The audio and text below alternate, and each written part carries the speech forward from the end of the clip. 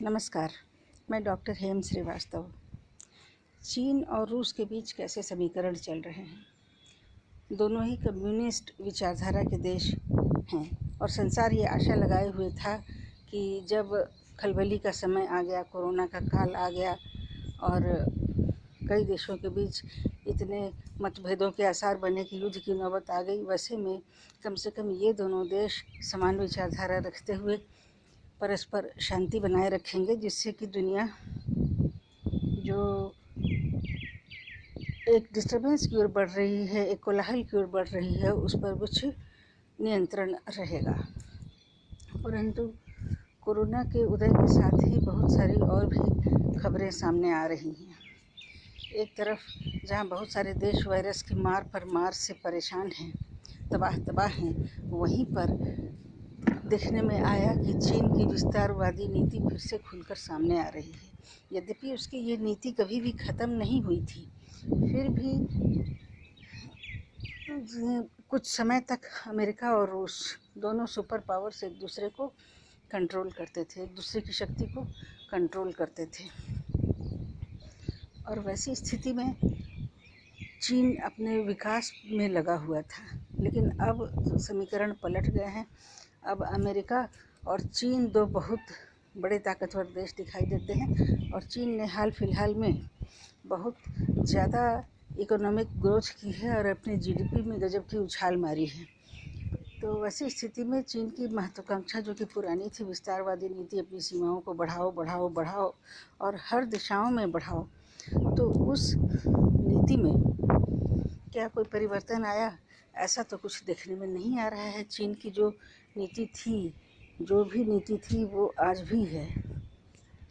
चीन की जो नीति थी वो सोच में कोई बदलाव नहीं आया है। उसकी अंतर्राष्ट्रीय नीति यही है कि अपनी सीमाओं को बढ़ाओ, और उसके बहुत सारे मित्र देश भी नहीं हैं। तो वैसी स्थिति में क्या उसके रूस के साथ संबंध सामान्य रह पाए? ऐसा नहीं हुआ। उसने अभी हाल में ही व्लादिवोस्टोक के करीब रूस के स्थल पर अपना दावा ठोका है। व्लादिवोस्टोक हम जाने कि रूस के पूर्वी हिस्से में स्थित है, सुदूर। और इतना ही नहीं, उसने रूस के जो यूरेशियन हिस्सा है, यानी कि एशिया में जो हिस्सा पड़ता है, बहुत बड़ा पहाड़ी हिस्सा, उतने विस्तृत हिस्से पर भी अपना दावा ठोका है। और सदर्न मंगोलिया पर तो वो कब से दावा ठोक रहा है। उसका ये विचार है कि ये यूरेशिया कभी भौगोलिक रूप से उसका बहुत प्राचीन समय में हिस्सा हुआ करता था। तो ये तो दक्षिण की विस्तारवादी नीति हम देख ही रहे हैं। भारत के प्रति क्या रुख है और नेपाल के प्रति क्या रुख है, और भूटान के डोकलाम को उसने कैसे इस्तेमाल किया भारत में इंक्रोचमेंट करने के लिए, वो तो हम देख ही रहे हैं। परंतु ये आप उत्तर की ओर भी ज़रा देखिए, उत्तर की ओर वो रूस को भी नहीं छोड़ रहा है। और रूस का विघटन हुआ, जबकि मिखाइल गोर्बाचोव के समय जब रूस का विघटन होना शुरू हुआ और एक के बाद एक देश जब उसे टूटने लगे, तो फिर उसके बाद जो सेंट्रल एशिया में जो देश हैं, तुर्कमेनिस्तान, उज़्बेकिस्तान, कजाकिस्तान, तुर्किस्तान इत्यादि, ये जो देश मिलकर के सेंट्रल एशिया बनाते हैं, इसकी ओर भी वो अपनी बढ़त करना चाहता है। और जहाँ दक्षिण की सागर की ओर दक्षिण पूर्व की ओर जो पीत सागर या येलो सी है, ये साउथ चाइना सी है, उसमें वो लगातार दखलंदाजी कर रहा है। उस पर उसे कब्जा चाहिए, क्योंकि वो भारत समेत अनेक देशों में अपनी घुसपैठ कर सके। घिरे हुए करीब 20 देश जो हैं, उनमें अपनी घुसपैठ कर सके।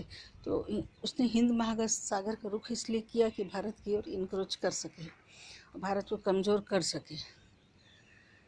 और उधर उसने उत्तर की ओर भी उसने रूस को नहीं छोड़ा है। उसकी तैयारियां इस ओर भी दिखती हैं, और उसकी जो आर्थिक उछाल है, उसकी जो आर्थिक समृद्धि है, वो यही कहती है, उसकी यही नीति बनाती है कि अब इनक्रोचमेंट के तुम ज़्यादा बड़े दावेदार तुम हो।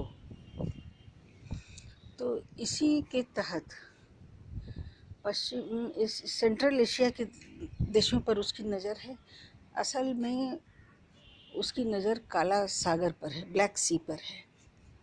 ब्लैक सी पर जाने के लिए उसे रूस की बाधा झेलनी होगी।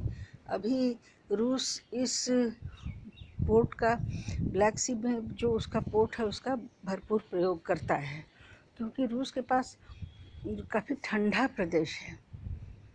रूस काफ़ी ठंडा प्रदेश है। वहाँ पर सिर्फ 2 या 3 ही उसके पास पत्तन हैं जो कि वो गर्म पानी के हैं और जहाँ वह अपना कार्य करता है। उसमें एक जो है वो काला सागर में खुलता है, यानी ब्लैक सी में। तो अब चीन की नज़र इस ब्लैक सी पर भी है। ब्लैक सी पर वो एकाधिकार चाहता है। इसके अतिरिक्त रूस के उत्तर में स्थित आर्कटिक सर्किल में भी रूस के जहाज़ देखे जा सकते हैं। खबरों के अनुसार इस काम के लिए उसने सहारा लिया है तुर्की का। तुर्की से मिल करके वो इस ब्लैक सी पर अपना कब्जा जमाना चाहता है। और चीन से जो रास्ता जाता है ब्लैक सी तक, वो रास्ता के आने और जाने का मार्ग भी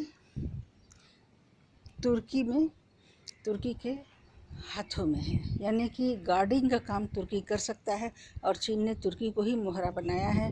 और जैसे कि जानकारी मिल रही है, जैसे कि सूचनाएं हैं, ये इस रास्ते पर चाइना काबिज होना चाहता है कि रशिया को पूरी तरह से कट ऑफ किया जा सके।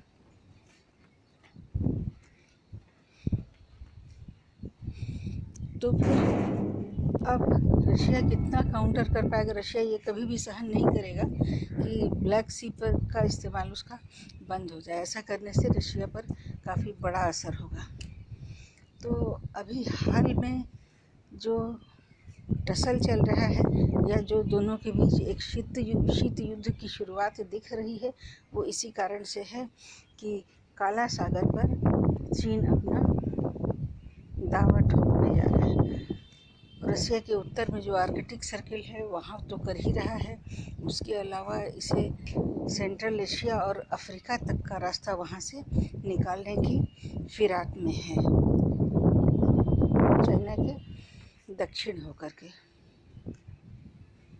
फिर मिलते हैं अगले वीडियो में। जय हिंद, जय भारत।